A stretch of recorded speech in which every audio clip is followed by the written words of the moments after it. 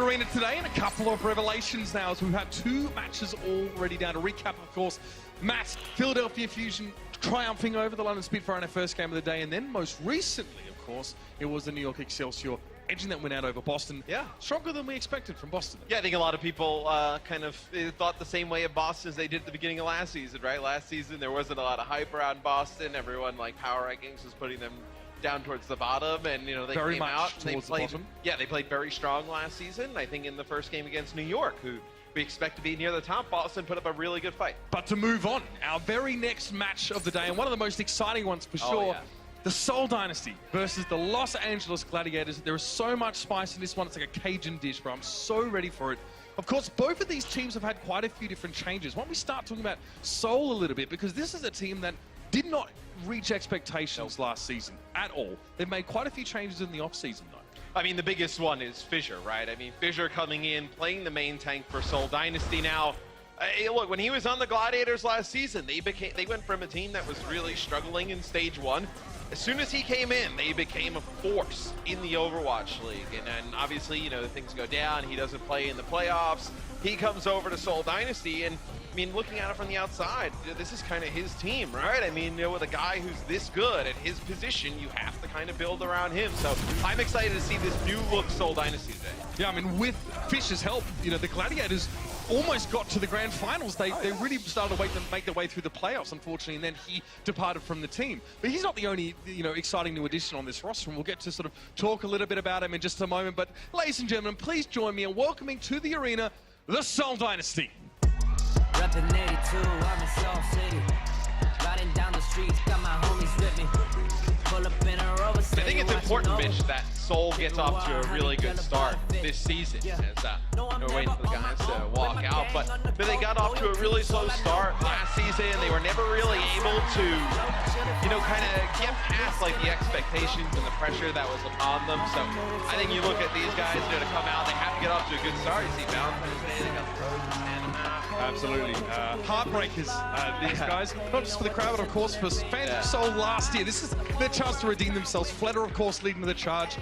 You know, superstar in his own right, but more of a passive DPS player. He's not going to try and make these huge plays. Michelle is a new addition from Lucky Future. He's won 2 seasons of contenders in China.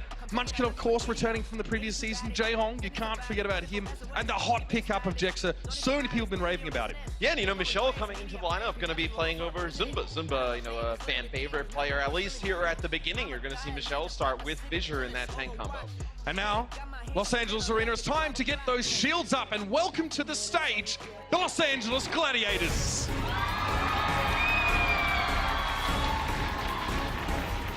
And this is a team that comes in looking pretty similar to last year. You know, they add a few new pieces. I think Roar, obviously, the one, you know, takes Fissure's spot. No, Ireming's not on the roster this year, but you still have for Hydration, Shaz, Big Goose.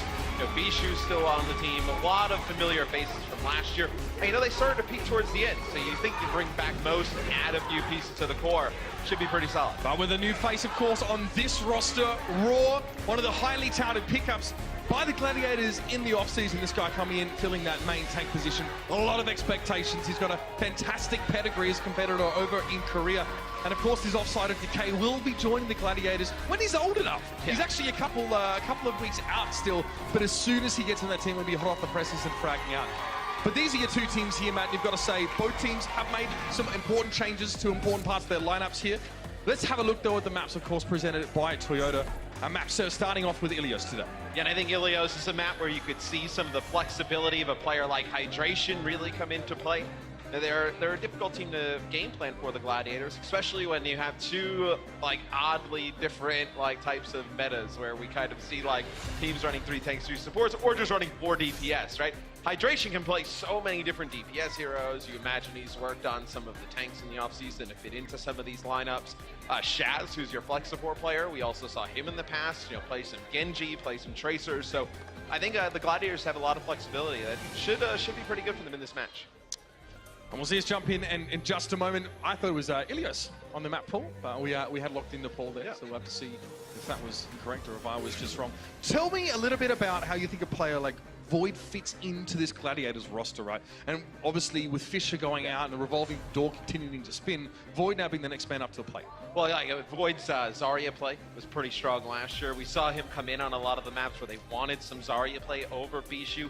I think as you see some of these, really tank-heavy compositions in play, it gives them a little bit of flexibility. Play a very strong Diva on top of Zarya, but it allows them to, maybe play something that's a little more traditional, like a 2-2-2, play him on Zarya, you have Roar play some Reinhardt, then you can get the 2 DPS, or they could put him on Diva and then let Sherpor pick up Zarya duties. So I think having Void in, it brings a little bit. Bishu can play Zarya, but I think Void's probably the Zarya they would go with, like if they were going to have one of those two players run it. So I think that's probably why you see him in the lineup. So Roar, of course, one of the new additions as well. I mean, do you feel like this tank line is a big upgrade? What does it look like compared to a tank line that featured Fisher prior? Yeah, I mean, over Fisher we'll have to see. I think it could be a change of play style. Like when you have Fisher on the lineup, speaking to a lot of the players and whatnot, you have to play around him, right? You need some resources. Maybe Roar can play a different play style, allow them to change their game, play a little bit more of an overall team game.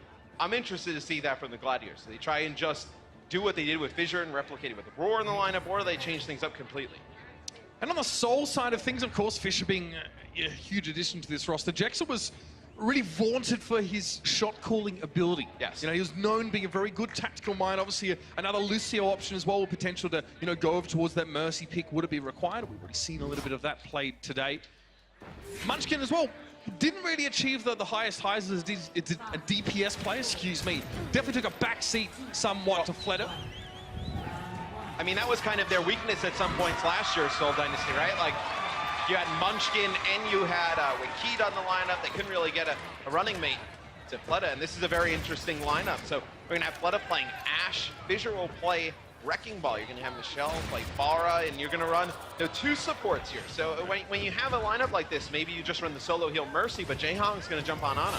Gladiators may not have been ready for this now. Fisher's gonna try and, drop the hamster ball on it. It was Big Goose to fall first in this particular fight. Discord on it now, forced to back away, but Seoul out of the gates with a heavy DPS composition here. The damage is real. Flatter up on that Ashe is always fun to see, but a very good start on again. We've talked about and we've seen today how a DPS loaded composition or a lot of damage heroes can really punish these slower tank comps. Oh, Flatter, that wasn't intended. Big Goose already starts off with a double boot. Oh, he's back, no doubt about it. Looking from Fleta's POV, you're just like, why the hell is he walking into the well? Yeah, that play is gonna swing the point in favor of the Gladiators. We can take a look at it from Look at this rollout. Right at Lucio, let's go. Yeah. Oh, there you go. Oh, I need a shower. 10% for the Gladiators now to begin with, and now that one play really secured the fight. However, we will have a Bob sighting. Now, bear in mind, Ashe is the only hero in the game that can actually gain ultimate percent while she is using her ultimate. So Bob, she can actually accrue further ultimate percentage while that's going. So Fleta can have quite a few of these now. Bob's going to get caught out. Big knocker! Everyone's happy to see the burly bodyguard now, and it forces a transcendence for the Gladiators.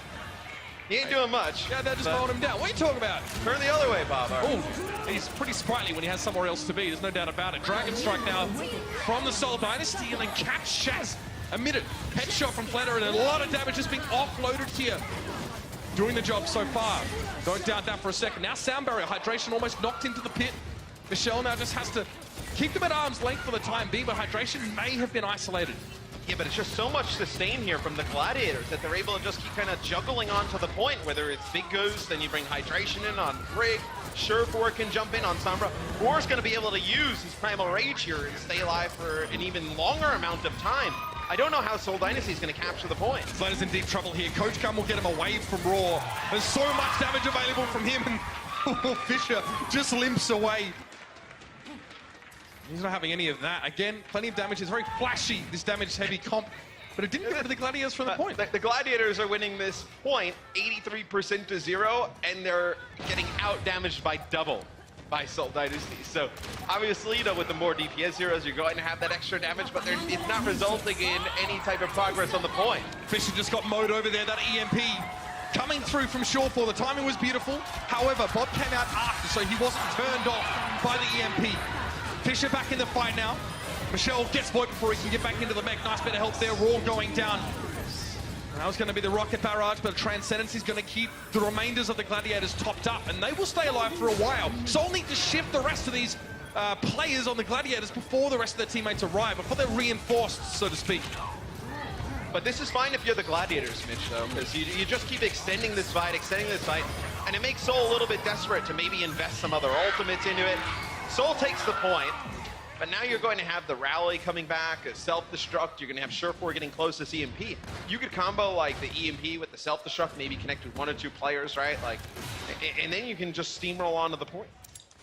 Surefour hiding behind enemy lines currently. He will pop out and try and get that EMP as quickly as possible. He's obviously noted that Munchkin is playing for the high ground. So an early Dragon Strike going into the low rooms is going to force the Gladiators to split or diverge from their initial course. Michelle actually gets the nano boost here. Wants to hit these direct hits, and Chaz is very low, but still manages to get away. The Ana ult committed to the Pharah. Not a lot of result yet, but that's Big Goose out of the picture. And Jaehong, you know, off screen does a tremendous job of staying alive. He actually, right after he uses the nano boost, he gets hacked, and then Roar jumps on him. He puts Roar to sleep, able to stay alive as Ana in the back. You know, an old school Jaehong pick as Surefour does take Michelle out as they're going to use, okay, so they use the EMP and the self-destruct to block the point. Fisher has to jump in and he'd fall. There's no choice but to feed himself to the Beast Planet. Had a bomb, but he never chanced to really get much out of it. Bob taking down Surefour. Fantastic finish on that Sombra. And I'll tell you what, Matt. Bob almost did very it. good. Bob was contesting there at the end. He was trying his heart out. Just wasn't good enough. Big love, by the way, to HPO for providing the monitors there on stage, specifically designed for the Overwatch League, by the way. They're not available yet, but they will be. I got to play on them yesterday in the takedown, and they were a treat. I mean, even Hexagrams is able to kill people using those monitors. Are you sure? You know, yeah. Well, actually, I don't know. He's on your team. I didn't really see him. Not as far as I saw, but I guess perspective is a big thing here. Great opening round, and you mentioned Soul were doing double the amount of damage. Like, we're talking literally and numerically double. They ended the round with about 22k to LA's, you know, 12k. Yeah, I mean, both teams, you know, end up with 14 kills, 14 deaths, obviously. And, you know, Soul finishes with 21k damage. The LA Gladiators only with 12k. And they win that pretty convincingly, right? So, you see the DPS for Seoul Dynasty doing a nice job, putting the damage down. Not really finishing off players. You're able to stay alive so much with the 3 tanks and the Streets of Fourth. So, okay, so now you see a different variation of it from the Gladiators. So you bring in Shaz now to play Moira. That's going to be even harder to chunk through than it was when they were running the Zenyatta, because Moira provides just so much more healing in total. Yeah, net healing definitely better. It really depends, though, if there's value out of the orbs gained. Soul still trying to play the heavy damage-based composition, but Jaehong just gets punched out. But you're not worried about, the only time you're worried about those orbs when you're playing Moira is when there's a Diva on the other side who's able to eat those orbs. You're not running the Diva here for Seoul Dynasty, so you're going to get a ton of value out of it.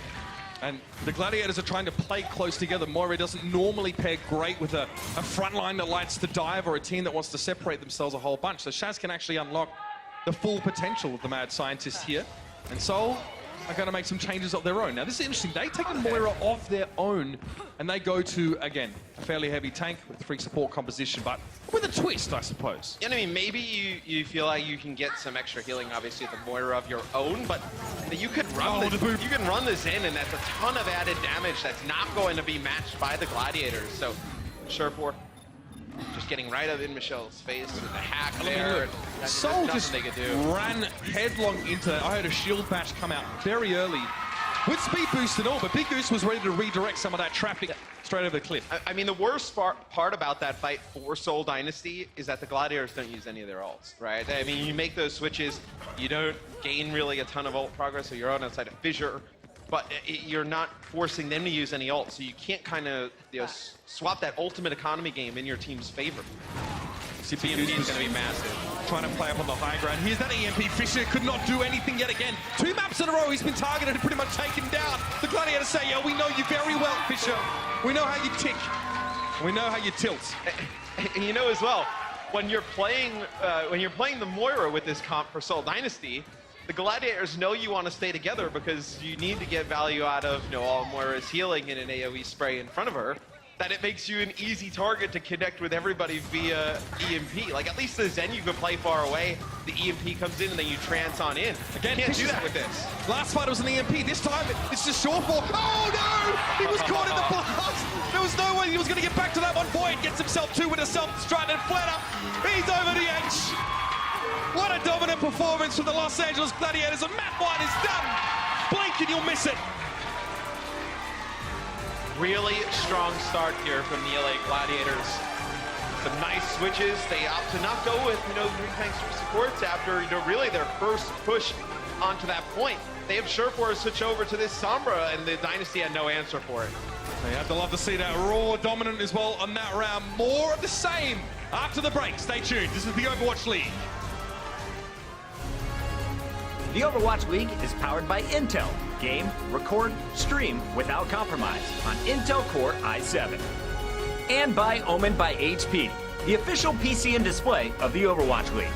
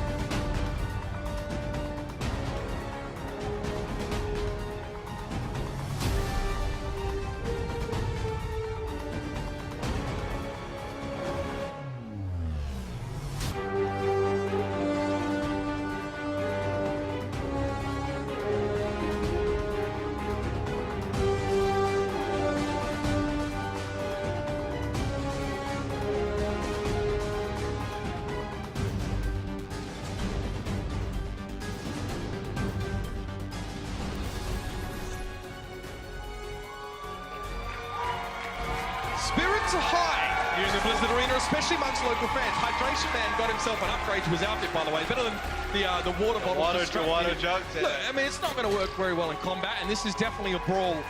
The Gladiators feeling pretty good thus far, and so they should. Very quick first map there. Yeah. Ilios passing without too much incident. We did see the Seoul Dynasty. You could see they really favoured trying to play some more of the damage dealer heavy compositions, but they just didn't cut the mustard. I mean, look, they were dealing the damage. They just weren't finishing the kills, or they weren't making any progress on the objective. It's like the guy in ranked who's like, I have gold damage, and you're just getting completely robbed. Yeah, exactly. It's like, I know you, we're doing so much damage. Who's not killing anybody? It's like, yeah, it's that. It's like, so now we go over to King's Row. I think they could run some of that 4 DPS again. And I think they can actually probably do it on offense and be a little bit more effective than what they were. I think you can use some of the high ground here on King's Row, especially like Wrecking Ball swinging off that the mid statue, right, on offense. Like, that's pretty devastating. Well, I'd be looking to see if they bring that out again. Really helpful to get Wrecking Ball into the backlines without having to, really just conspicuously roll up. Be like, hey, let me kill your backline, fam. What about it? Interesting as well, the Gladiators have, while they have been playing sort of 2 tanks, they've actually had Surefour on the Sombra quite a lot. So they haven't been playing, like a completely stacked out tank line. And that Sombra has been giving them a huge amount of value, especially against Fisher. Fisher's getting hacked, EMP'd. Every time he tries to walk in, he's getting booped out, taken down by self-destruct because he can't move. I mean, that's kind of the answer to a really strong Wrecking Ball, right? As soon as they drop in, they land the big slam, they think they're going to do a ton, they get hacked and they get bashed by a Brig and they can't get out. So, I mean, you see the Gladiators kind of playing that perfectly. So, we'll see Seoul Dynasty here on offense to kick it's King's Row, by the way. It is King's Row, yeah. I mean, we did talk a little bit here. It is King's Row, but I know they're going to be running 3 supports. Michelle playing Sombra here, and then you're going to have Fleta playing Zarya. I wonder if they stay up. It's like this is like the mirror. Yeah. Surefour now getting a good idea of exactly what they're playing. Oh, the Ana for Jayhong. That's very interesting, but Michelle just goes down very quickly. Must have been scattered out. But I wonder, though, is it a mirror just to mirror, or is it something that they've kind of really worked on? Because, the Gladiators have had these strategies, I mean, all during World Cup, for Team Canada, right? We talked about how strong of a Sombra. Well, this Ana pick surely this Ana pick is interesting as a point of difference, right, from Jayhong. You don't have a Zen, maybe you don't feel like you need him because there are only 2 tanks on the side of the Gladiators. Maybe you fancy. But now you really lack the damage. I mean, you gain like if they hack, I guess, like the Ryan shield, you can get like a big nade. But you just lack the damage to finish players off. Oh, very cute. Dexter. Nice. We know him as aggressive Lucio, and he picks off Shawfall straight away. Enough to really force the Gladiators off the point tail between their legs. I suppose Seoul are really living for those moments where Jaehong could set up a big body grenade. If you're not hitting those, the Ana pick is a little bit hard to justify outside of a nano boost onto your Reinhardt. Here's a re-engage. The Gladiators come back in for a fight. Chaz immediately goes for the Transcendence. Fisher has the aforementioned nano boost here. Can't do too much with it with so much healing available for the Gladiators, but there is an Earth Shatter. So he'll just try and chill for a moment. Goes for it now. Gets very little for that one. The shield was in the way. Raw protecting his team well, but it's not really going to matter. Fisher comes through the fire strike, and Chaz has to limp onto the point and face his destiny. And Void ends up using his grab there towards the end, and like right as he uses the grab, Seoul unlocks the point. So you don't really get anything out of that. And because you use the grab and you just take the point, there's no reason for Seoul to invest any support ultimates in that. So they hold on to their sound barrier, they hold on to their rally. I was a little bit like, maybe you could have set up, Fissure with that shatter a bit better. You could have gotten like the hack or the EMP, but they actually got the hack onto Hydration and not Roar. So maybe that's what they were trying to do, just hack the wrong person though. Despite the shadow not really connecting, it still went well for Seoul. Shawfall has an EMP that he does manage to let it go here. A lot of members of Seoul affected by that one. Big Goose playing around the corner, but the sound barrier still came out from Seoul. Jackson still managed to make that one work, and they can still push on. What should have been a crippling ultimate to Seoul was merely deflected. Jackson did a great job keeping his team up through that one. There was a responding EMP from Michelle just to really drive the point home. When you're trying to land the EMP in this part of the map, it's very difficult to connect with everybody. Like, there's a lot of different areas where the supports can hide, and Surf were just not able to connect with the supports that had ultimates there. So didn't really get a ton for that. The Gladiators make some changes. Void now will play D.Va. Surf is going to play Zarya. So you're going to see a traditional 3-tank-3 support out of the Gladiators. Earth Shatter here for Raw. Trying to break line of sight behind the payloaders to not take too much poke damage. He wants to go forward. The rest of his team are there. But Seoul sniffed it out pretty quickly. Took a huge backstep. Obviously, the Lucio role in fights like this is so important, Matt. Being able to disengage when you don't fancy yourself in a fight. And now, re-engage when you want to go again. It's going to be the nano boost here on a Fissure, and he's got a shatter to work with. That'll be the Transcendence out of Shaz. You're just trying to line this up. There's going to be the big grab. It's going to be a sound barrier that comes in from the Gladiators, so keeping some players alive. They're not enough, though, to keep Hydration up. Huge punishment. Raw got hacked manually during that fight by Michelle. No shielding available, and no one loves a little bit of a bloodbath more than Jexer by the looks of things. Seoul are traveling much better on this map, especially when these two teams are forced to essentially mirror tank and support heavy compositions. Seoul are happy enough with this Sombra presence, especially with an EMP around the corner, to stay this course and not pick up the D.Va. And it's interesting, a lot of the teams, they've talked about how, the Zen version of the 3-tank-3 support has been much more effective than, like, having Ana in the mix. And Seoul, pretty much until now, just runs Ana throughout the whole map. Now he gets his Zen here towards the end. That was so big. Oh, what a nasty EMP from Michelle. Everyone gets lit up like a Christmas tree. Can't do anything about that. I mean, literally, you lose your ability. You genuinely, literally can't do anything about that. You can walk. You can walk. You can dodge. You can dodge a wrench, you can dodge ultimates.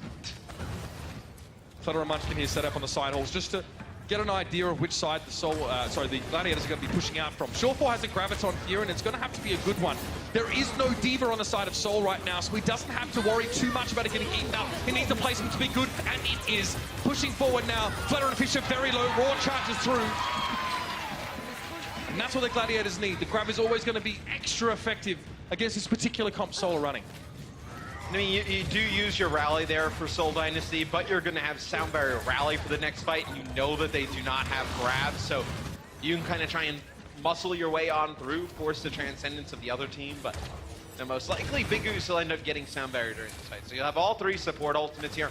If you're Seoul, maybe you try and just kind of like drive push on in, maybe use the Shatter, force the support ulters you out, and then you have the grab to come back of your own. Or if you can Shatter to, potentially stop a support ult before it happens, pick off that support, you're very happy. Raw shield is out, he's got to go forward. Doesn't work out. The timing's not there for the Gladiators. They had to get aggressive there, but Seoul read them like an absolute book. Michelle wants to go in. EMP. Yep. That's going to be nasty. And the Earth Shadow to back up from Fisher. A lot of ultimates being committed. That's the pin on hydration though, and the Graviton to come out. 4 big ultimates from Seoul, but it gets the job done, and they have 2 support ultimates for the last fight, Matt. It's kind of exactly what I was talking about. They use a bunch of ultimates, they force the ultimates out of the Gladiators. The EMP forces Trance. Once the Trance wears off, the Graviton Surge is there from Flood, and they pick up the kills. Into stall now as hydration desperately throws himself at the point, getting a heck of a lot of shielding. Considering the whole enemy team was standing around him, that's how it works. Fisher goes for that Earth Shatter, knocking hydration to the ground. Now into the fray comes the rest of Seoul, and Jexa had the sound barrier saved up, but just this moment, Big Goose knocked away, and that'll be it.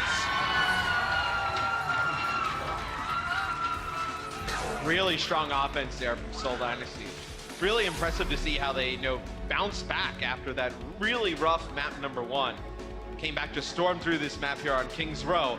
We'll see you right after this quick commercial break with the second half of Kings Row.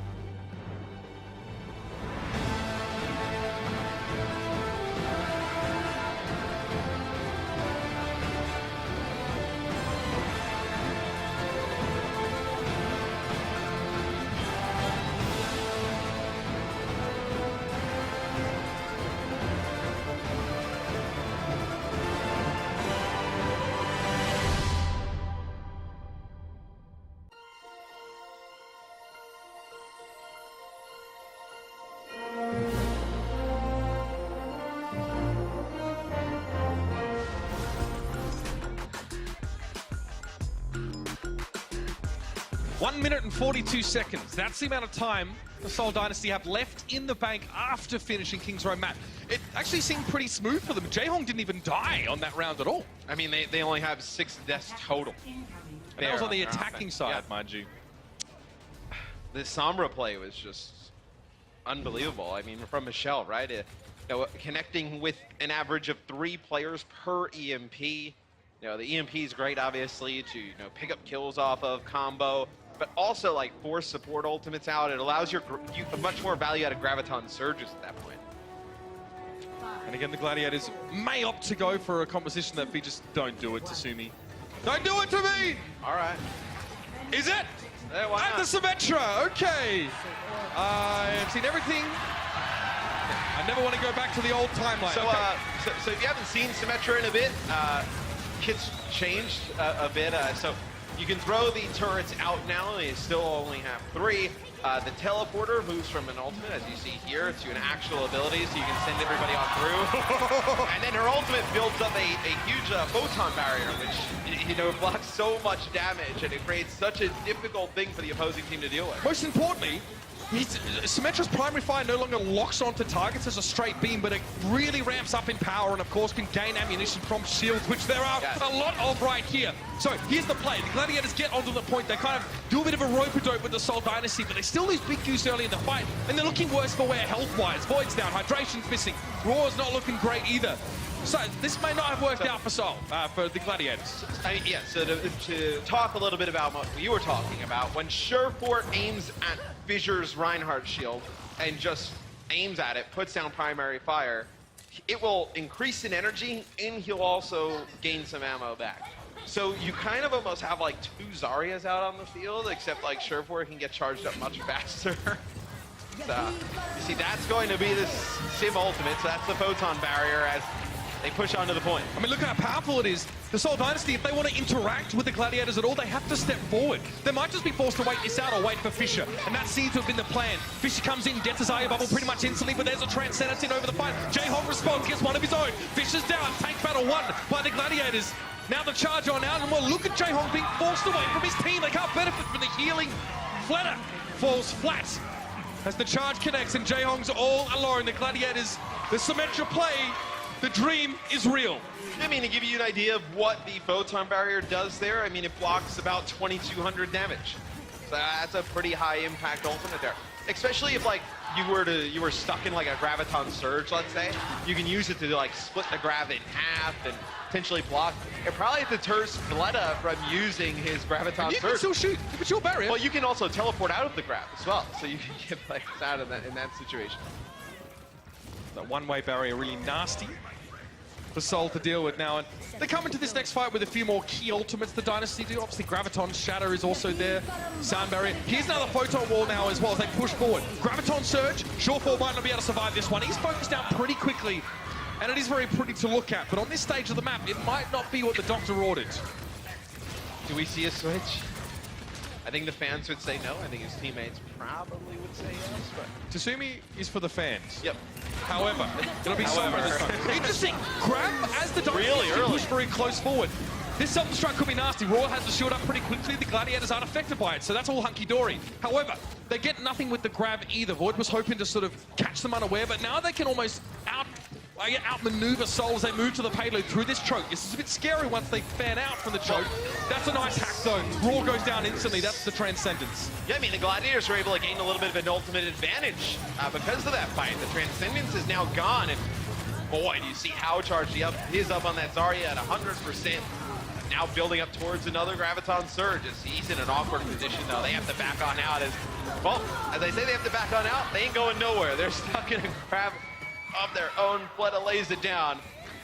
They pick up the rest of the kills. So we're seeing these fights occurring in sort of strange locations and ultimates being committed that you otherwise wouldn't expect. But when you are playing two compositions that are, playing triple tank, triple support, or some variation of it, maybe the Sombra's in the mix, you do need to try and catch the enemy team by surprise, force ultimates out them, or just get a cheeky first pick off. Get that player advantage, and then sort of snowball that in your favor. That's the rally. Use the push on forward. That'll be the grab that comes in from Void. See, a few members from Seoul Dynasty caught up inside of it. No follow-up there from the Gladiators. You see all the pressure coming out from Seoul Dynasty, picking up these kills. I know, but we've been talking and like watching this game, and like it may seem a little bit like, back and forth. It's really not. I think it's just because the fights end up lasting so long, it kind of gives you that like false illusion that it is a little bit Seoul closer. has been very comfortable. Yeah, the Gladiators have 9 kills to 52 deaths. That's not good. Don't know if I really need to break that one down for you. Getting past the 10 kill mark would be ideal, but is Seoul just playing that good right now? EMP for Shorefall has to come out before Jaehong gets his Transcendence. Jaehong's going to be playing very safe right now to make sure that he doesn't get hacked. He needs to be able to use this ultimate. Jackson may not have his for this fight. Here's a rally that normally heralds the start of the fight, and the Transcendence comes out before the EMP. Nice work by Jaehong. He has to have an itchy trigger finger in cases like this, and he does a good job to keep his team up, but Fisher, nothing can save him from that onslaught. Knocked up, pinned against the wall. The burst damage too strong, and Fleta follows soon after. The Gladiators are finally getting some traction, but they've lost so much time already, Matt. I know, and the timing there for Jaehong has to be perfect, which it was. Just still not good enough to save some teammates there from falling, but he'll switch off of Zen after using Trance to go to Ana. So you think maybe for this last fight you gain a huge advantage in terms of using that biotic grenade. There's no Diva on the other side. You're not going to build up towards that Trance in the 40 seconds, so you may as well get some value with a sleep and a nade. Graviton straight away. Shorefall is lurking behind the Seoul lineup, but he doesn't get it in time. Look at that bio nade, it's so nasty. Oh, everyone from the Gladiators have to back away as quickly as they can. Fisher just tries to throw a shatter in, but guess what? Rawls was just a bit better. He gets the charge in now, and that's an EMP just to make things even worse for Seoul. It's a tough fight for them to hold on. And they've lost Munchkin. Raw has to take his time though. The Gladiators took so much damage in those first engagements that they have to play this slow. Self-destruct into the back, it finds very little. That would have been the release valve for Seoul in that fight. Fisher finds a very aggressive kill on Void, and this might be happening. He gets a second, rolls down. Flynn gets himself two as well, and that is unbelievable that Seoul could come back in a fight where they were so far behind, but they've done it anyway. And the defense holds strong. Map number 2, Seoul Dynasty.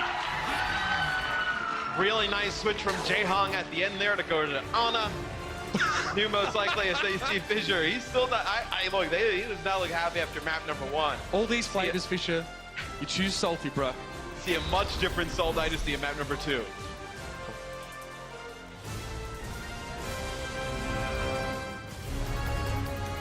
The Overwatch League is brought to you by T-Mobile.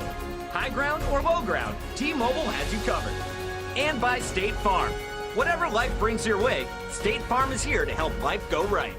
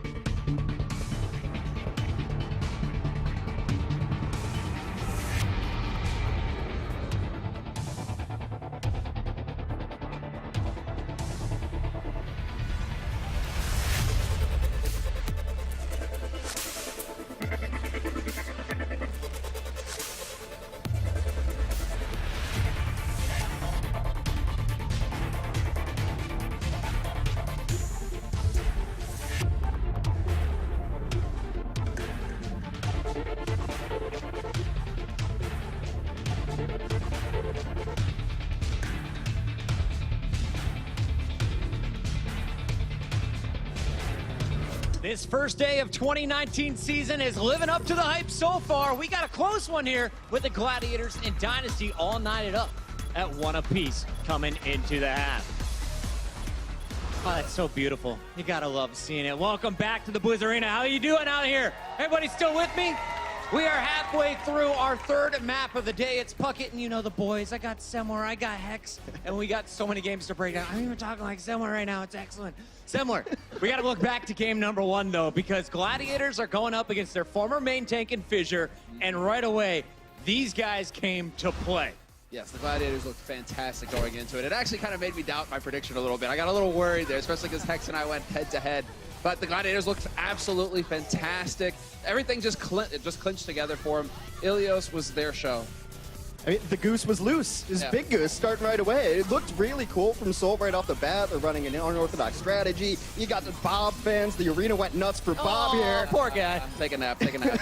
But it was his big goose on this giant rotation, gets boobs, then Shore 4 with a somber cleanup. I mean, Shore 4 plays everything. It never ceases to amaze me. I did love seeing DPS heroes, damage dealers in the game. Props to both teams here. Well, a pretty unique play coming back and forth, but that Void 2K really set up the Gladiators to lock up our first map of the matchup. Now, as we saw everyone performing well for the Gladiators on our first map, the same story could be said for the Dynasty going in the second one. It all started with Fleta here in this big grab.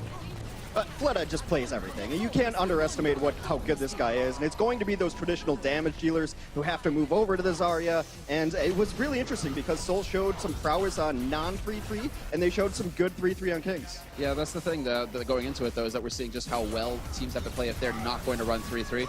They have to play perfectly, and that just wasn't capable. They weren't capable at this time, Seoul, but perhaps with some more practice, they can get it to work for them. That is such a beautiful shatter, and we saw so many shatters in this game. Great defense, major props to the support players keeping their teams alive through those big moments. But when we're not looking at the ultimates, we're looking at compositions, right? We want to see what the teams were running. And I asked Hex, what is Seoul doing right now? This is your insights powered by Intel. Hex, walk us through this one. Well, this is going to be very early on the first stage of Ilios, and while the star of the show may early on been Bob, it's all about this Hammond play. Right here, you've got Fissure hanging out on top of the building as Hammond, and meanwhile, all of the Gladiators are burning, so they need to push through this area. He is going to push them forward. They want to engage this way. Meanwhile, Fissure is going to wait for them to come through, really start to disrupt. That's what Hammond is so good at, is disrupting the enemy team, and then it doesn't even matter he's in the thick of things, just bails out on the other side. It really screws up your game plan. Everyone's got a plan until they get hamstered in the face. Drops down, you got 2 healers back there, and now they're both busy. It leads to the first kill on the Lucio there, and this is hit from his point of view. Hanging out up top, you're actually gonna see a Sonic arrow come through for the extra information, cut the team in half, and then you know what? You think you have me? Later, I'm out of here able to disengage. Meanwhile, the Discord orb is being used on him, so he's taking up valuable resources, comes in, looks for another target, actually swings away and gets himself back in a position to do it all again. Unfortunately, Seoul didn't win the map, but they showed us some new stuff, and that's something to get excited about if you're a Dynasty fan at home. Fellas, that's going to do it for halftime, but for everyone at home, make sure you go over to twitch.tv and get your all-access pass for 2019. It comes with all sorts of stuff, like the 200 Overwatch League tokens, and of course, a 20% discount on our gear store. Just head on over, get yourself the all-access pass. You're going to be using it all year long. Guys, give it up one more time here in the Blizzard Arena. Seoul Gladiators continues on the other side of this break.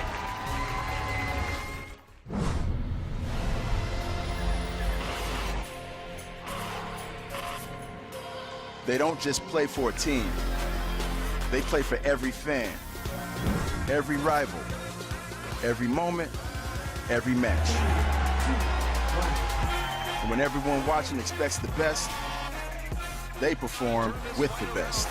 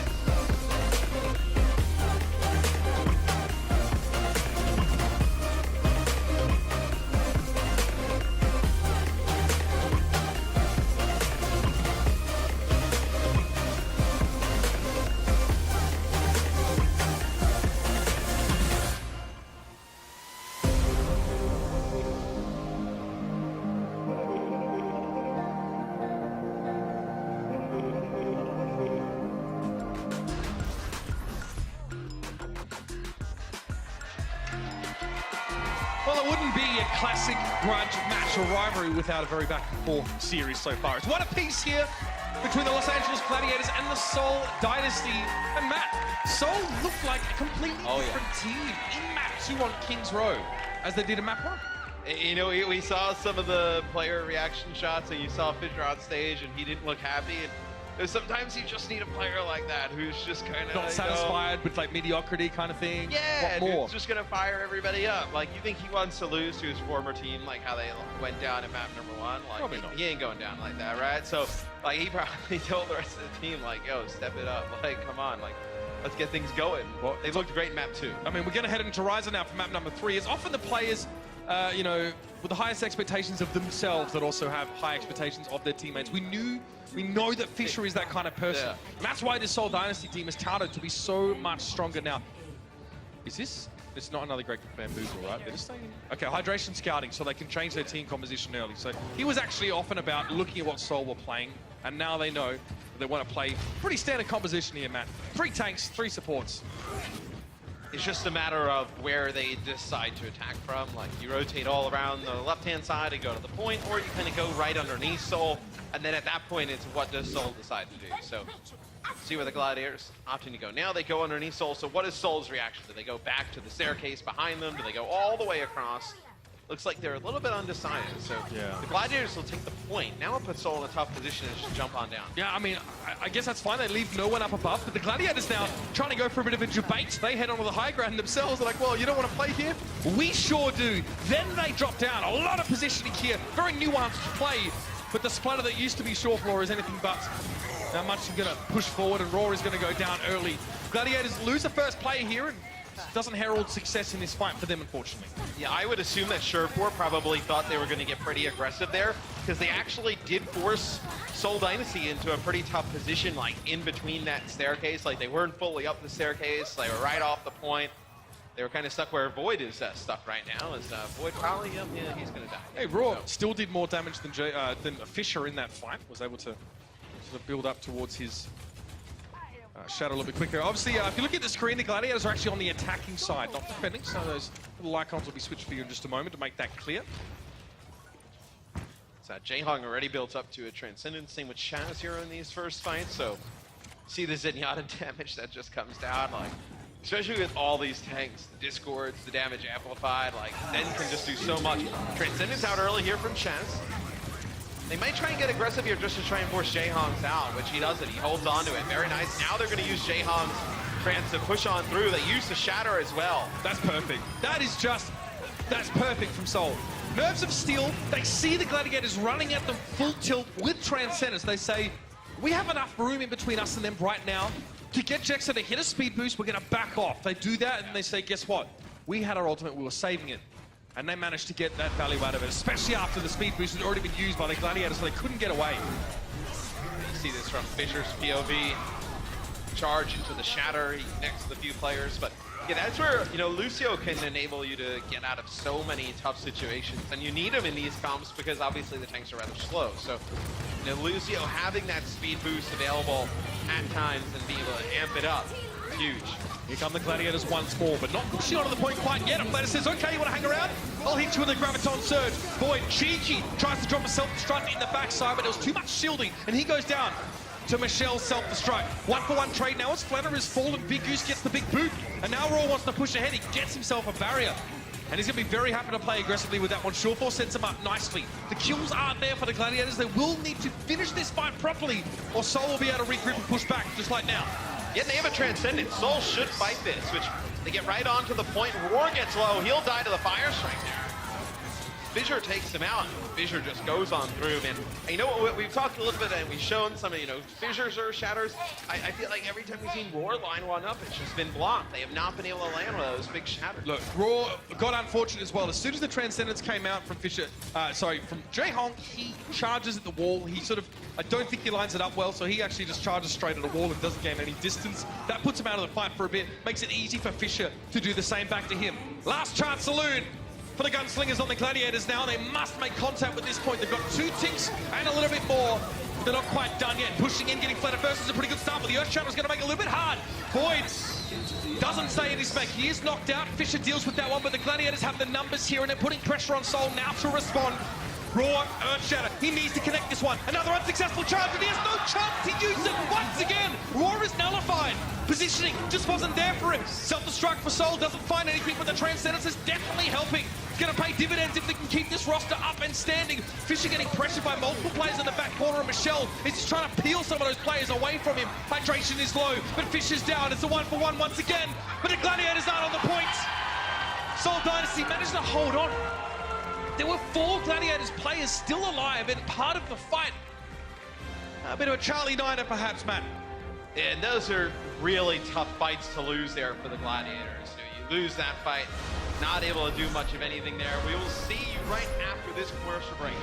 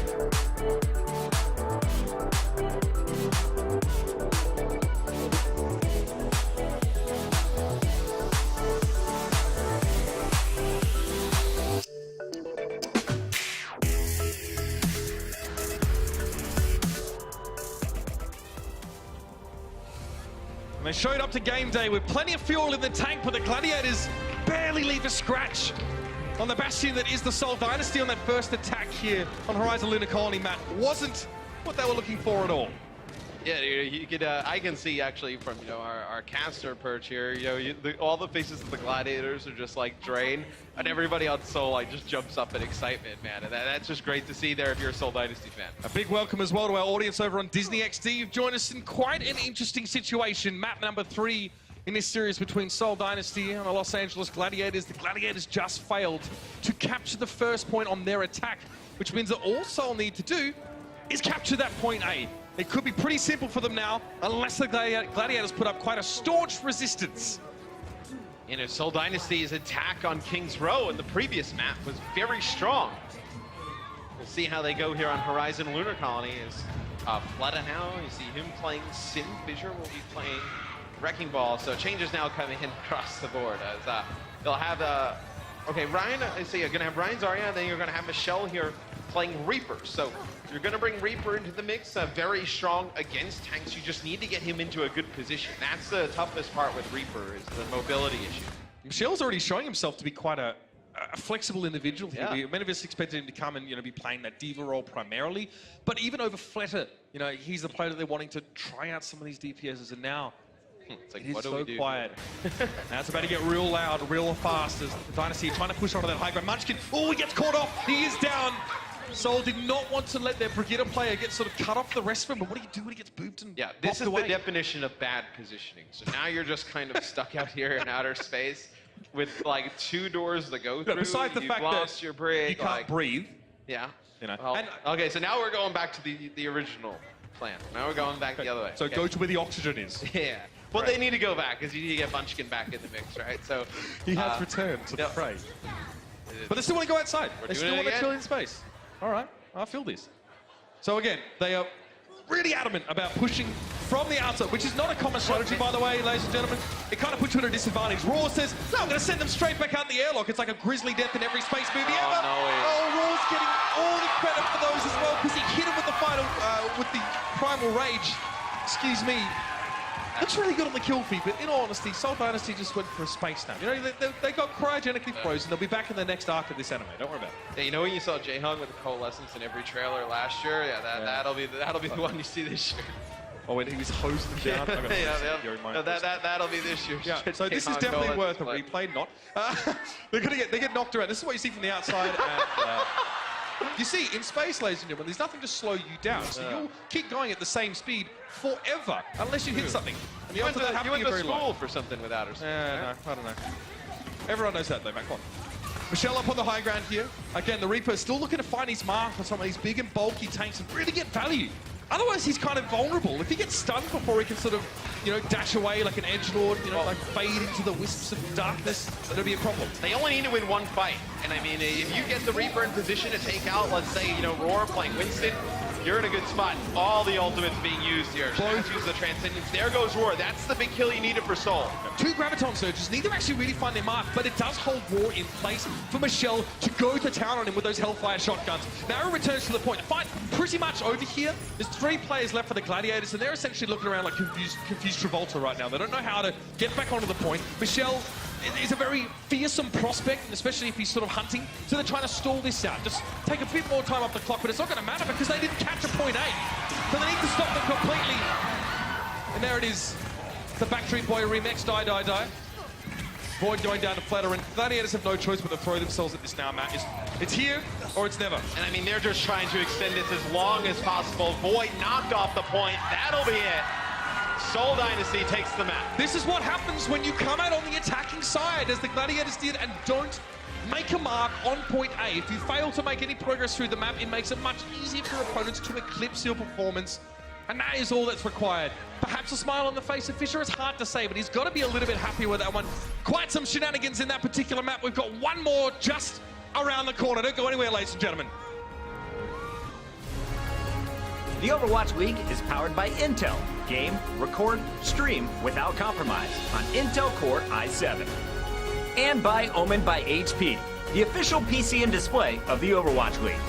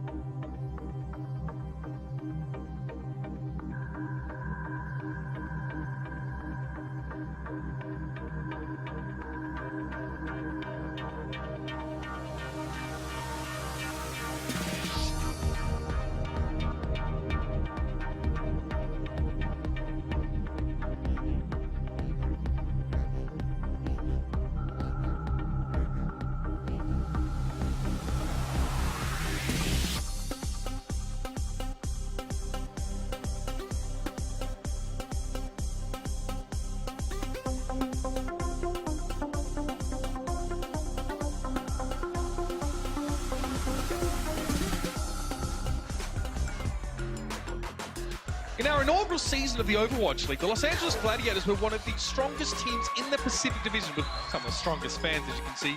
Hydration Man there, throwing out some shapes. Only the best shapes. They almost made playoffs, right? The Gladiators did. They fell to the Spitfire, and the Spitfire on this huge resurgence.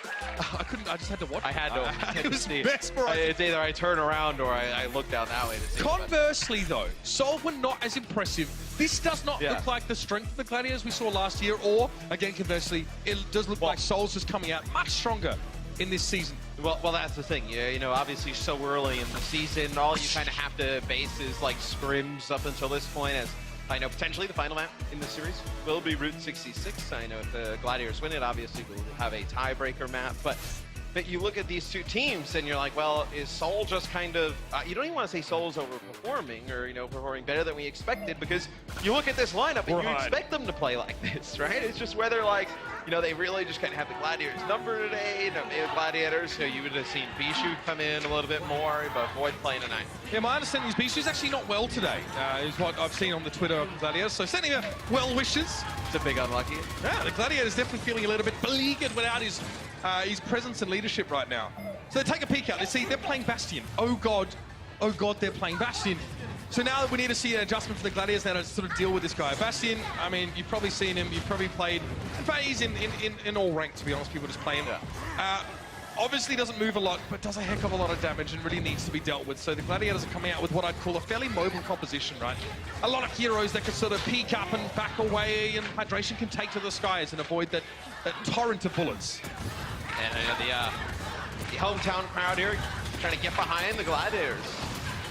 Give them any type of, you know, positive vibes. As you see, ooh, the Halt comes in, almost ends up killing Hydration there, as Jaehong's getting really low, and see Michelle come in, just body block some rockets, probably keeps Jaehong alive. Yeah, I mean, Jaehong, that's the only reason he's still standing. Hydration gets so much damage, he's almost built up his barrage already. 48% of the Gladiators' damage has been dealt by Hydration thus far.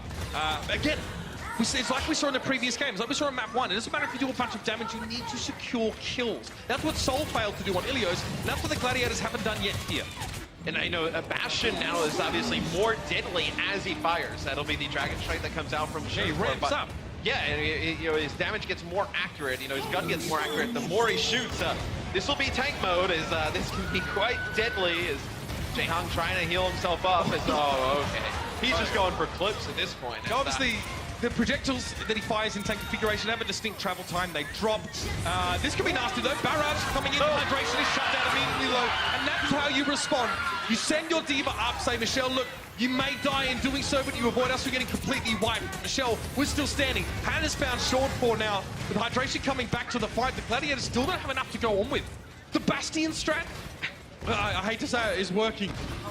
And I mean, look how much health he has now with the rally on top. So it's going to be very difficult to just try and, because what do? You don't want to play like a traditional dive against this, because you still have the Brigand play for Seoul Dynasty, right? So you have Jaehong set up there, just standing there with Fissure. You know, Fissure, you see, he just keeps launching the shields up in the sky as Munchkin makes a change over to Widowmaker to try and counter the Pharah. But what a perfect situation now. He can do so much work against Hydration. Hydration has to respect the Widow pick so much, but Chaz deals with Flutter up on the high ground, and Raw's on a mission now. He's looking to crunch the Widow.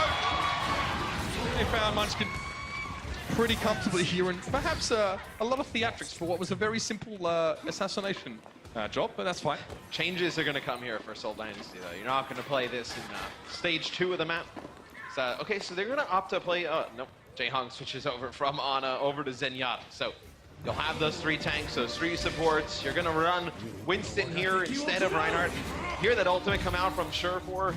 Just going to chuck it out because he's going to go back to spawn and change. Yeah, that ultimate probably wasn't even fired in the direction of the Dynasty. Well, I mean, I guess, look, I guess you could... it has some psychological impact, I suppose. They're gonna try Reaper as well.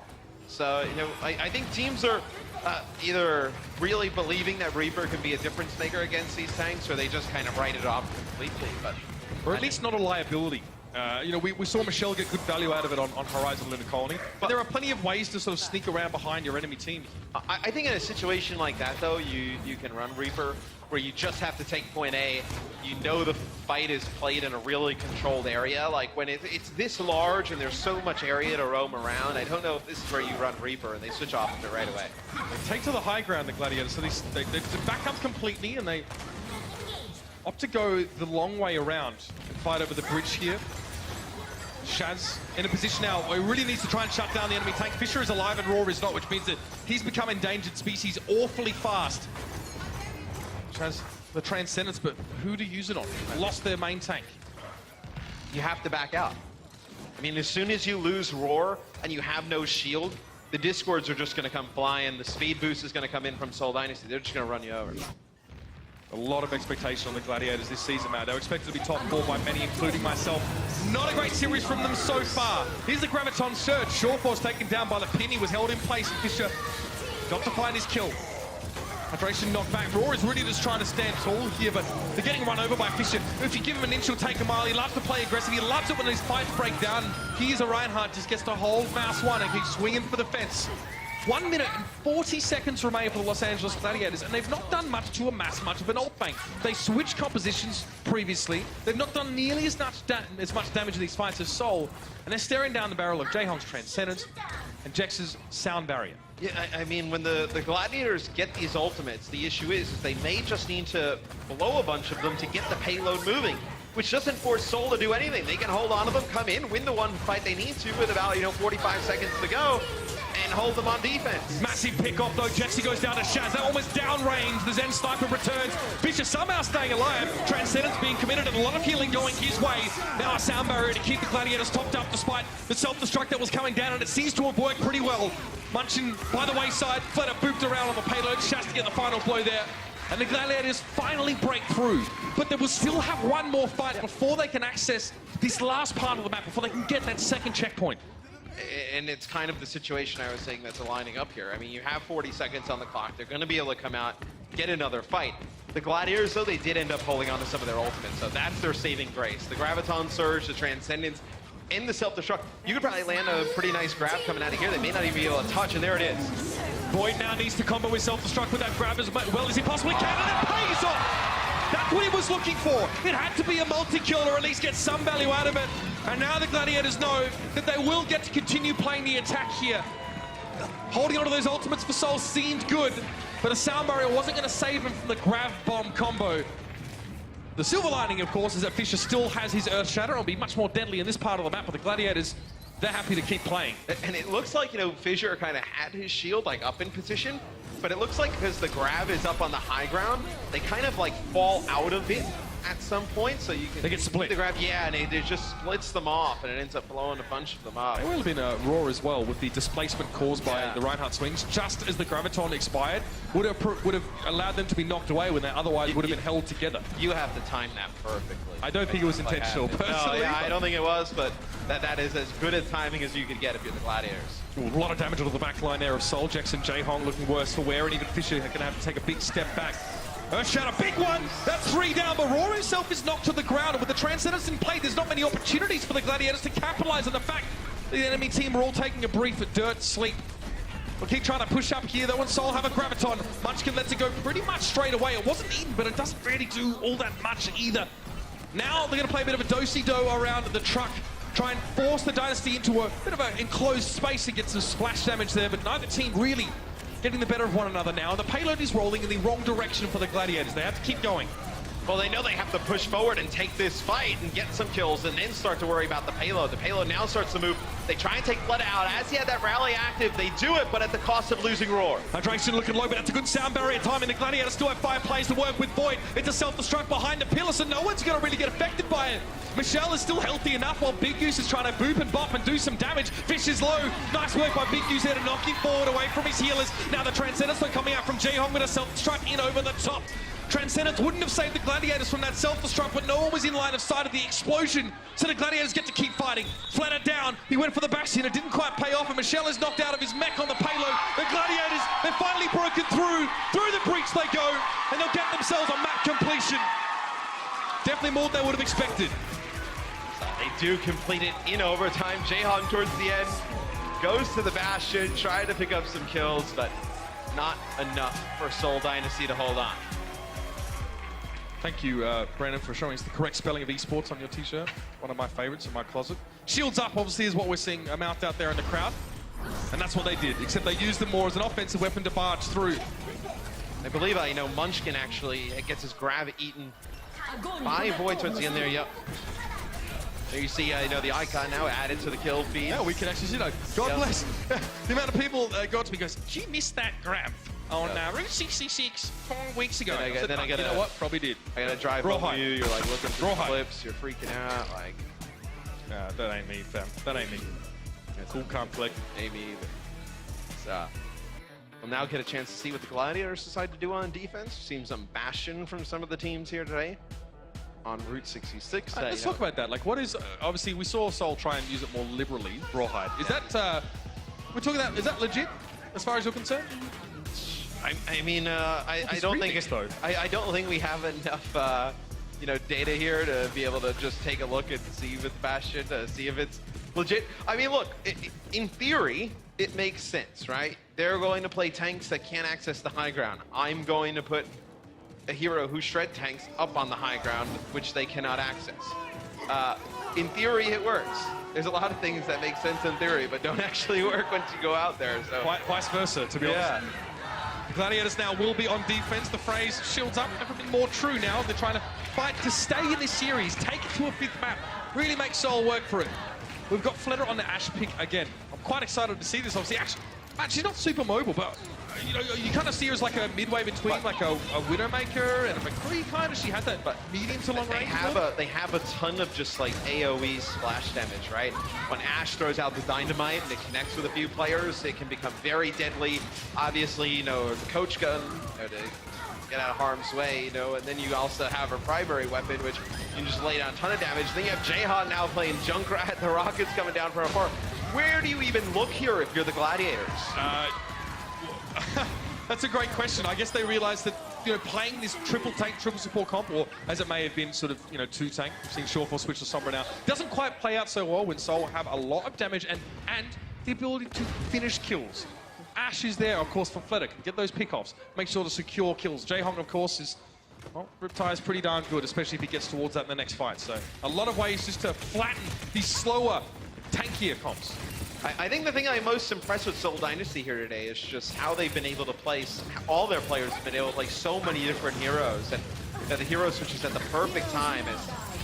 There with the pulse bomb on a hydration, that's a really nice target to connect with. Now you don't have any, I was going to say you don't have anybody to deal with him as a flanker. Big Goose though, Battle Lucio takes him out. And that might have looked a little bit weird to you when you saw Munchkin run, because he queued up the pulse bomb ability. He hit Q before he used his blink.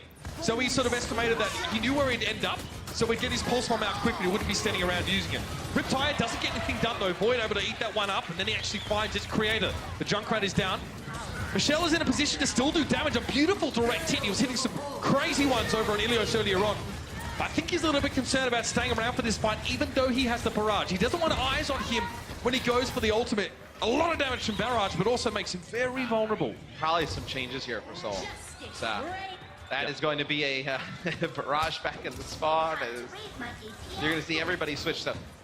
It's still very interesting that they opt to go to Ana instead of Zen a lot of the times with their 3 tank, 3 support. I honestly believe it's because, I truly believe it's because, well, they only have 2 tanks, not 3. So I guess they're trying to break through these big bodies isn't as important.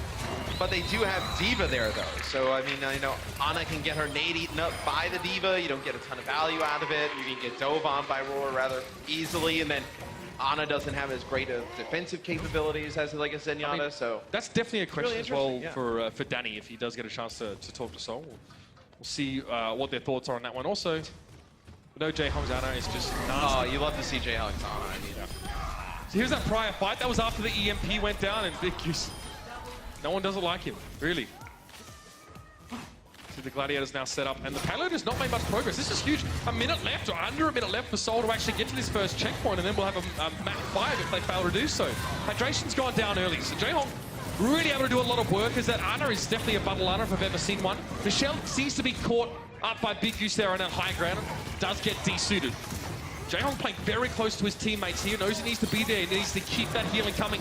Okay, oh, he puts him to sleep, nicely done.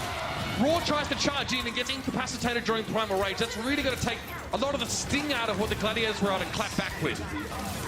Yeah, one of the things now with Nano Boost is you get that burst heal when you lay it down on a target, so you connect with somebody like Fissure, you bring him right back to full HP. They will do a ton of work as you see he gets the effects of the Nano Boost. No fear goes right on in.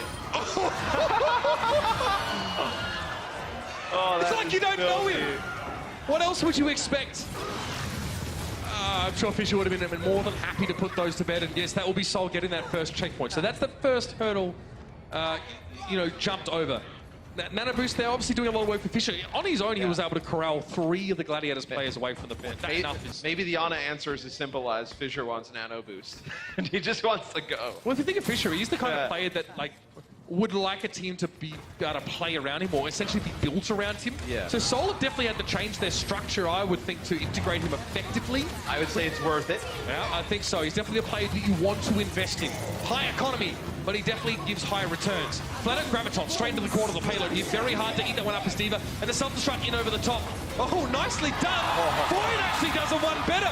We didn't even see where that one came from, but very cute there. Raw jumps up in the air and keeps the shield aimed in the direction of the self-destruct from Michelle. Tell you what, they were caught off guard indeed by Void's self-destruct. Beautiful. Now the Gladiators again push forward, make them work for every inch. They've got 1 minute and 30 left to get to point B, or the second checkpoint. They want to make it costly. Yeah, I mean, all the Gladiators just want to occupy space, force them to use some ultimates, and that's why we didn't see it. Yeah. It was so high up. And I still managed to catch them out.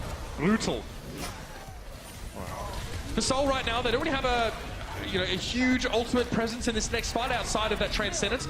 Munchkin also has Rally if he wants to use it, but still Shortbow gets picked off. His grab got eaten as well. That is a horrible start to the fight for the Gladiators. They should have won that one out comfortably, but now no grab and losing their Zarya. Munchkin can press forward. Fissure now has an Earth Shatter, and Munchkin, of course, the Rally is going to be used straight away.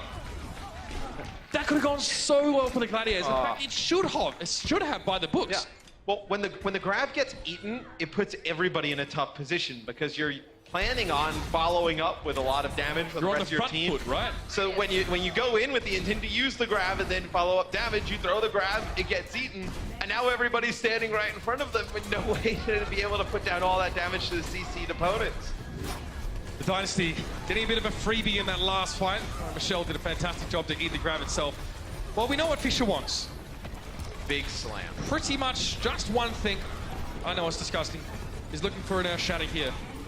Raw actually went for his one there. It doesn't really seem like he got too much out of it there. He used sort of out of frame, and now Fissure wants to push forward. Flatter also has himself a Graviton Surge. He just needs to be wary of Void's presence. Here's the crack. Hydration goes down, and Raw was caught inside that one. The Transcendence was just a little bit too late from Shaz. The self-destruct over the top doesn't achieve much. Void does not find any Seoul Dynasty players unshielded or in line of sight. And with Shaz going down now, this is when you're starting to sweat as a Gladiators fan and player. Seoul are knocking on your door, and they're coming for the crowd. They still have a ways to go here, Mitch, though. They're going to be able to take the second point, now work their way towards the completion of the map, but only 1 minute and 20 to go. This is a really difficult part of the map to move past on Route 66. Although it did, although they do not get the hold there, the Gladiators are still in a good position. Okay, I like that early grab, and this should be able to win them the fight if they keep pressing forward and they don't get too greedy. Michelle and Fissure put up against the wall and removed. And that was just a brief opening. Shortbow did well to identify. It was, well, you just should hit Q. I mean, look, you play the long game now, right? 57 seconds, you move up, you take space. This is going to, it puts Seoul against the clock. They need to use ultimates to get the payload moving to beat the clock. If they don't use the ultimates, then they just kind of get in this stalemate where the Gladiators build theirs back up, and they're going to end up holding. But they want to use these ultimates, start moving the payload. The issue is the Gladiators will hold theirs, come back with one fight where they have a bunch and just wipe the floor with them. Both Reinhardt shields are very low. Both of these Reinhardts are going to have to go in swinging, and it's a sound barrier from the Gladiators to try and dissuade any further aggression. But the Dynasty aren't having it. They want to push forward, especially with Michelle's self-destruct catching Shaz, and now Raw being down. Fissure knows there'd be no shield to block the Earth Shatter, even if he wanted to use it in this fight. but he'll save it. The payload was being stalled a little bit in the background, but now they'll be on the road. 10 seconds left until they're in overtime. Yeah, big ultimates here for the Gladiators in this next fight. I think if you see them use a ton and they don't win it, that's where you really start to bash the panic button. You have Rally, Transcendence, you're gonna have a Graviton Surge, a big self-destruct coming out of the Gladiators. Yeah, this is where they win this map and take it to map 5. The Gladiators, that's what they're looking to do. They're close to a Graviton Surge for sure for. He'll play up on the high ground for the time being. He's not charged up right now. He's not going to be doing a lot of damage. He goes for a personal bubble there just to get a bit of extra shot. Oh, that's so cheeky. He sends one in long range here, but it's going to be a sound barrier now coming out from the Dynasty to keep themselves alive, but Flutter still went down to the self-destruct anyway. Munchkin pushing forward with the Transcendence. It's a very timely one. Fisher tries to go for an Earth Shatter, but Raw's standing in his way, and he blocks it completely. Now the tables may have turned, though, as the Transcendence from Jaehong puts the Dynasty in the driver's seat and puts Raw 6 feet under.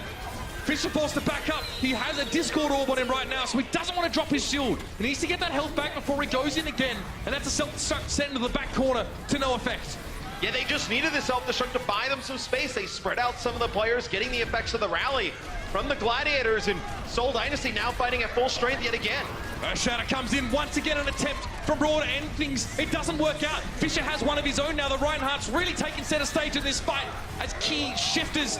Void thought he'd be hit by that one, but he was stunned out of it. Fisher couldn't get the Earth Shatter off either. Neither Ryan finding success with their ultimate abilities. And another self-destruct in the back corner from Void, not finding a target either. Late Graviton Surge, will it be enough? Void's trying to work from the outside, but now with the Transcendence in place, Soul is so durable, they're so healthy, they're frolicking through the meadow, and the Gladiators now are walking through purgatory.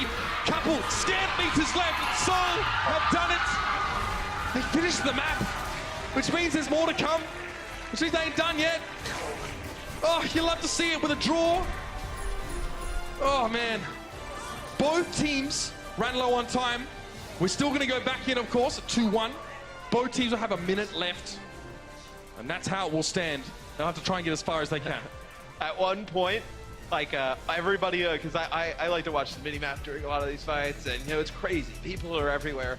And the one thing I realized is, Seoul Dynasty, they're all stuck in a Graviton Surge, right? There's one player who's not in it, and it's Michelle outside of his Diva mech. And he's like trying to 1v1 Shervor, and he puts down enough damage to get his mech back and fly back into the fight. Oh man, those type of plays are just unreal. And those fights obviously feel like so long for us, and they're back and forth, back and forth. I can't imagine playing in something like that and just the momentum shift of your emotions as a player. Okay, we have the fight. It's like, oh, now we're losing the fight, and then players coming off spawn, or we're back in it. It's got to be, yes. So in hindsight, if you're watching the fights and going, it's hard to say who's winning here. We're in the same position as casters, and the players are actually in very similar positions as well. Those sort of overtime scenarios, teams are just investing all of their resources and throwing themselves at each other to try and get an edge. So now both teams, 1 minute left. It's who can get the farthest. For this, we might see teams play very close. Seoul trying to emulate the Gladiators in that very close-up defense they attempted.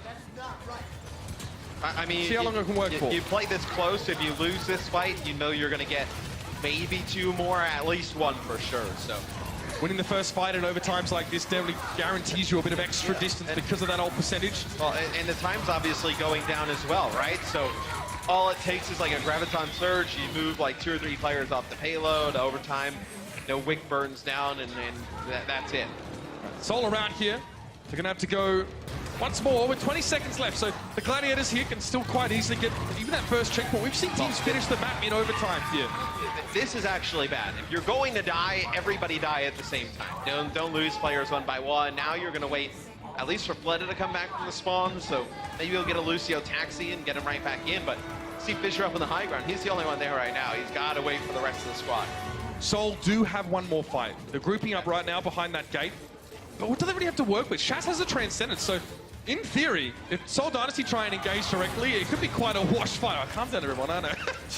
Sure with the Graviton Surge, he just left that one go, and it is not eaten up. However, Jaehong managed to get his Transcendence just in time to keep his team alive through that, and Seoul now have a chance to fight back themselves. Shaz, well, you see him just backing past his teammates. I don't want to be in the front row, the line anymore. Self-destruct over the top once more. This time against Munchkin, even getting 1 kill with that ultimate man is so huge here. And I mean, Fisher can't look to the sky right away. He has to be a little bit patient there. You see Roar sending Michelle all the way back. The Gladiators should be able to take point one. And they have done it, still in overtime. The Gladiators are on the road. I saw Big Goose there as well, just dry his hands off. See, he's definitely feeling the pressure. And I mean, it's a big fight for the Gladiators as well, because you mentioned, how Jaehan got his Transcendence towards the end. Look at Shaz, ends up staying alive. You're going to have another Transcendence. And I don't know if Seoul Dynasty expects that. Maybe they think they're going to land this free grab from Fleta and just end up taking it, but Shaz is going to have Transcendence. He's going to have Sound Barrier and Rally as well. And we're in overtime now, so if any events the Gladiators leave or are pushed off the payload, the round will end there. That was kind of risky. You can see how the Dynasty are trying to push them off, but it's not really working. Jexa and Fisher are down. Fleta's like, oh, I cannot commit my Graviton Surge to a fight that we're already 2 players down in. And so the Gladiators will get to continue. It's a really nice positioning from Void. Void's actually set up on that bridge right where you see Roar looking at. And when Fleta comes underneath the bridge, he kind of knows that Void's directly above him, ready to just defense matrix down and just kind of swoop in, eat that Graviton Surge. So he doesn't feel comfortable using it. Sureborn may actually use this grab and lock everybody up in that top door. Just on the bottom part, it's impossible to eat it if he lays it off there. He's just trying to see where people move to.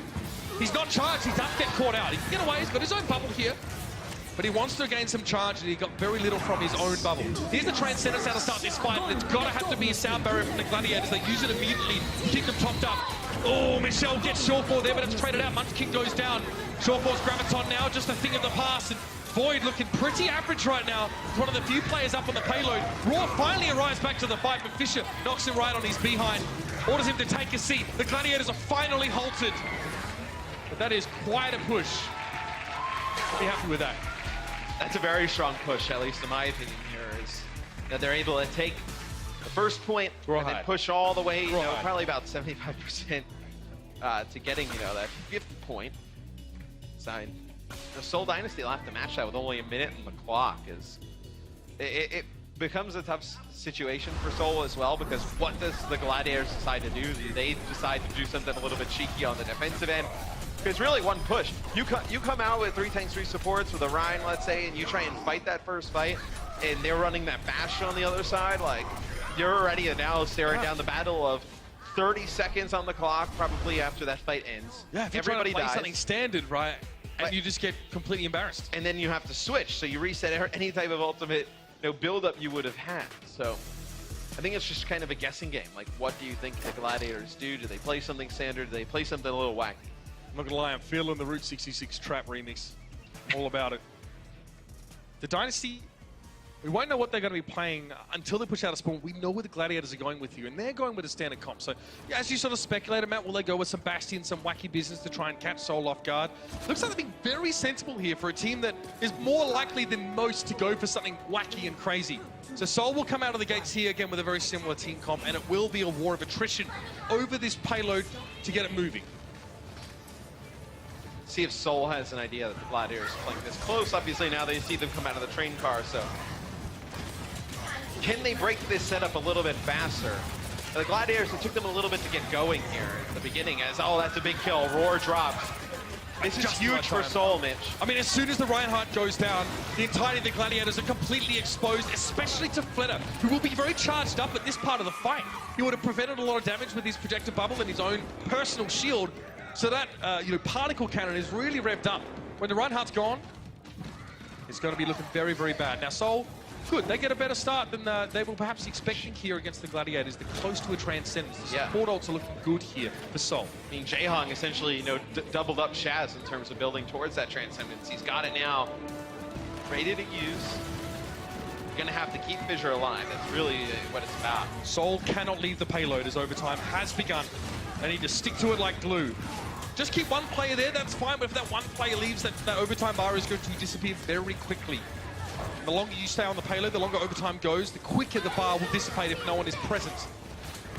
Fisher, he's not swinging, he's looking for an Earth Shatter. He almost goes down though. He gets to stay alive. He knows he needs to get rid of hydration. Great Discord Orb placement by Jaehong. They got the Brigitte early on. Fisher receives one of his own, so he just charges out there. He says, I don't want to be a part of this. Matt, Seoul are not having to use ultimates in this fight. They're not being forced to invest heavily. No. Just Transcendence in their rally. And they're able to hold on. It's another big fight win for Seoul Dynasty, as It is, you know, the Gladiators do just need like one quick, you know, get them off the cart. And they haven't used many ultimates of their own, to be fair. Yeah. So it's almost as if the moment the Gladiators sort of lost that first pick, they said, okay, no one press Q. So they put themselves in a spot now where they're not super behind the 8 ball. Well, what the Gladiators could do is they could engage with, like, let's say, a sound barrier. They're going to use that grab off the bat. Shatter comes out from both sides. Self-destruct. Seoul looking a little bit worse for wear right now, but the Transcendence is in play. Self-destruct coming through from Michelle and the sound barrier now on the Gladiators. Michelle gets 2! Just what the doctor ordered. Take 2 with Corby in the morning. It's going to be Voidnut desuited and removed. Seoul had to win that fight, but there may still be one more to go. The Gladiators engaged that fight much closer on this part of the map than Seoul opted to do on their defense. And how fitting this could come down to Roar versus Fisher, Shatter on Shatter, right? You know, those ultimates, you got the rally probably on the board here for Munchkin, but you look across the board, that really may just be about it here at the end. See how the Gladiators set up. Oh, the tension, I can feel it. Shaz sitting right at the back. Can't afford to give up his life. If he somehow gets a Transcendence in this fight, it would be huge. Fisher looking for the Shatter here. He's booped up vertically, and that's an option, an opportunity, but still he gets the reverse Shatter.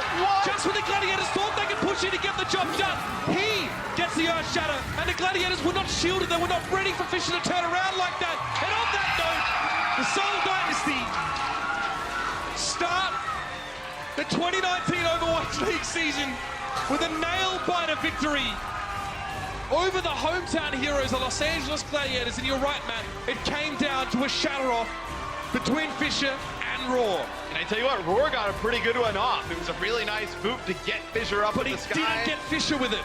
And then Fisher just lands and he turns and the counter Shatter. At that moment, the Gladiators probably think they won. They land the huge Shatter, they start to move forward. Oh, what a play. It was so scripted. You know, they walked into that fight with the right-hand ultimates being the only things present there, and you have to say, fantastic presence of mind. I have to say it would have been from Big Goose to boot Fisher away or vertically up, so he couldn't have shielded his team to protect them from Raw's Shatter. I guess the only weakness to Raw's plan was that they didn't deal with the catalyst, the X factor. And Fisher was able to turn around and end the game right there and then. You'd love it when Overwatch comes down to those huge moments like that. And I'm sure we've heard a lot from Fisher, Matt, in the lead up to this match, through the turmoil of last season, obviously, with his tenure on the Gladiators, their ups and downs, moving to Seoul now. Let's hear from the man himself, though. Danny's down on the floor with Fisher. What is up, everybody? I am here with the player of the match, sponsored by Omen by HP, Fisher from Seoul Dynasty. Woo! Fisher, congratulations on the win. Now, you just pulled off an amazing victory against your previous team, LA Gladiators. How does that feel? What does that mean to you? 자, 전 팀인 이제 글래디와의 경쟁에서 이 우승을 하셨는데 이게 또 피셔 선수에게는 어떤 의미가 있나요?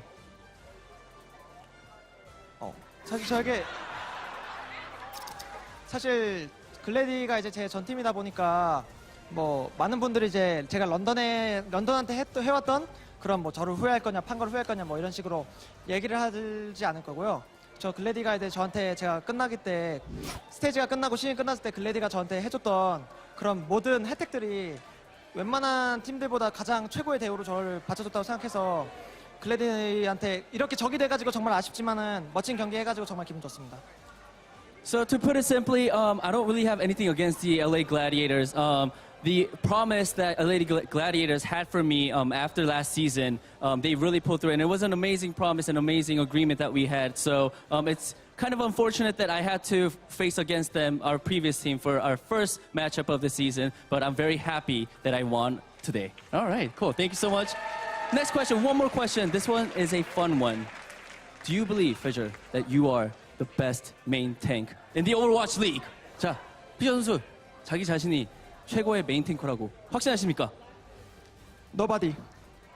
Nobody else. Alrighty, that's all I have. Everybody, let's get back to the casters. Thank you very much for that, Danny and Fisher. I mean, how is he supposed to drop the mic if you don't give him the mic? This is what's going through Fisher's head right now. He's been around here long enough to know how that normally works. But, I mean, look, we know the split between him and the Gladiators was quite amicable at the end. You know, like a lot of friendly words have been exchanged, and both parties going their own separate ways. But Seoul are going this way, and for this first match, the Gladiators not that way. Look, I think this is a match between two very strong teams. I expect these teams to be there at the end of the season, right? I think at least for me personally, I was a little up and down on Seoul. I was like, I don't really know where you can kind of grade them.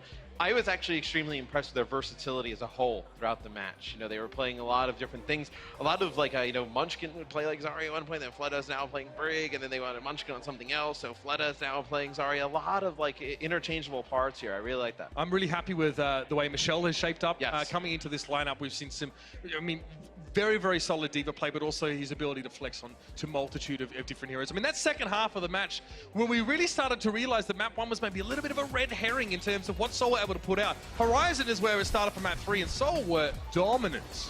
Yeah, I think if the Gladiators could probably have one map back, I think it's probably this one. I think actually, on Route 66, they probably played 2 percentages, probably what you could have done to win the game. I think this is the one, though, probably gave this one away. The sick clips there from Roar end up not paying off here, as I know they came out with the Reaper. The Reaper, we were up and down about how he's effective right now in the meta, but I think in these types of situations where you have to get one tick pretty much on a point and it's a close quarter area, I think he can be very effective. How about Route 66? Seoul start with this sort of cheesy Bastion set up there, and the Gladiators initially struggled to make progress, but they start to pick up speed towards the end of their attacking round. You see that thick Diva bomb that came down from Void right It looked like the displacement was because of the Reinhardt swing, but it's a little bit hard to tell. It's a combination of the Reinhardt swing and then the grab being gone, right? Just kind of puts you in a weird position as you see Fissure getting the effects of the nano boost. I thought Jaehong, going from Ana to Zen time and time again, I thought that was actually, a pretty big impact. As sometimes when you didn't know he was going to get the Zen ult in time, you would go over the Ana, you'd get those big grenades, the nano boost as well. But this play at the end, you can see he's gonna get launched up in the sky here. Everybody's down, and not on my watch. He doesn't get Void, but he gets Hydration, Shaz, Big Goose, Raw there. He gets more than enough. Fantastic. And if you're looking for a playmaker, if you're looking for an individual to make the difference in moments like that, it's your boy Fissure. Fantastic performance and well-deserved, of course, as a player. If we move away from 3 tanks, 3 supports, we're gonna have to reset the stats database here. We got tanks putting up 50k damage in a match, man. But you see Fissure 100 limbs, only 18 deaths in the course of the match on Reinhardt. Those are big numbers. With the 3 tanks, 3 supports, or even sort of 3 supports with 2 tanks, a lot of emphasis is still being put on that Reinhardt to be a damage dealer. So this suits Fissure quite well. When you think about previous compositions over last season that he played in, when maybe we saw some dive, we saw a couple of different permutations that use either Reinhardt or Winston. No other composition really centers on Reinhardt's ability to do damage and to make plays than this triple tank and triple support setup. You can throw a Sombra in there for one of your tanks as well, still make an impact. I like the fact that this is kind of what we saw from the Gladiators, what they've been ruminating on over the last couple of weeks. Try to get as much value as you can out of that Sombra. Try and connect these EMPs, get those hacks in at the right time. But we saw Shawfall trying to play that Sombra. He was only fulfilling the utility role. He was not contributing to eliminations very much in terms of doing pure damage. And when you have that Sombra in your lineup, you require the rest of your tanks to pick up the slack and do the work. Yeah, we also mentioned Void played the entire series tonight. Bishu may have been sick. Don't know how that changes their game plan, right, moving forward. Bishu was such a key part of the Gladiators last season. Him and Fissure really made a strong tank lane. Void's actually a really strong diva, obviously Zarya as well. But you don't know, how they've practiced up until this point, if they've had some sets with Bishu involved with some of these maps. They just were not able to execute them tonight. Yeah, we'll definitely hear from them down the track. There's no doubt about it. But coming up next, ladies and gentlemen, a match I think many of you have been waiting a long time for. The Shanghai Dragons will take on the Hangzhou Spark right after this one. The Dragons are still searching for victory here. The Spark looking to stop them. Don't miss it. It's going to be a spicy one. We'll see you after the break. The Overwatch League is brought to you by T-Mobile. High ground or low ground, T-Mobile has you covered.